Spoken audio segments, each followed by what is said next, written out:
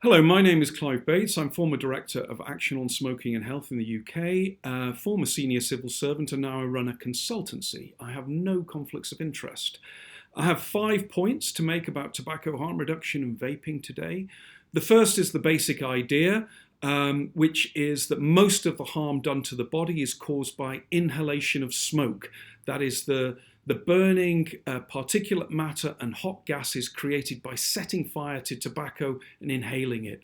If you don't have smoke, then you can avoid almost all of the harm. So products like vaping, like heat not burn products, like smokeless tobacco products, like oral nicotine products, are all smoke-free, and they produce much, much less risk to health. And we know this from exposure data. If you look at the level of toxicants in the blood, in the urine, in saliva, you see the level of exposure far, far lower than you would if you were smoking. And that gives us confidence there's a genuine health benefit to be gained here. Second area I want to just reinforce is that we know that these products displace smoking. So people use them to quit smoking or never start. We know this from randomized controlled trial data. We know it from observational data, what happens when people use the products. We know it from population trends, where we see smoking falling rapidly as vaping rises. We also, frankly, know it from what users tell us. Many users report quitting smoking, having struggled to quit smoking using any other method. Third area I want to mention is to caution about bad science in this field. There are a lot of claims that are frankly wrong, motivated by people who basically just don't like this as a technology. So we hear about a youth vaping epidemic. In fact, the most frequent users of vaping in the United States would also be likely to be smokers or other tobacco users. For them, it may be beneficial. We've heard about an episode of lung injury, but actually that was all down to cannabis vapes with a contaminant added to them.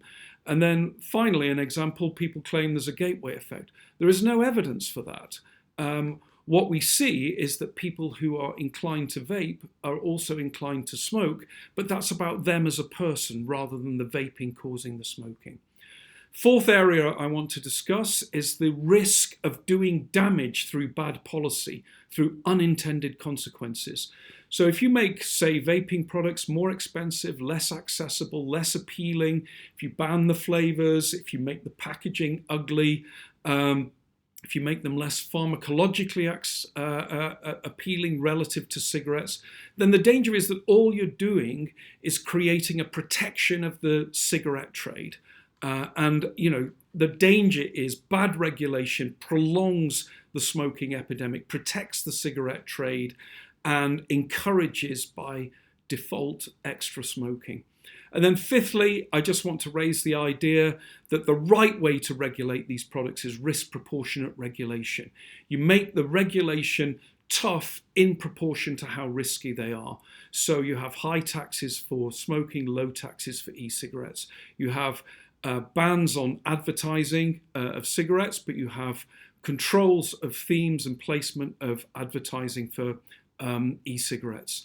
You have tough warnings on cigarettes, maybe even plain packaging, but you have encouraging messages about switching on e-cigarettes. So if you get the policy framework right, you mind out for unintended consequences, then you can exploit the benefits of these new technologies to reduce the overall burden of harm caused by smoking and take advantage of the opportunity rather than be paralyzed by the risk.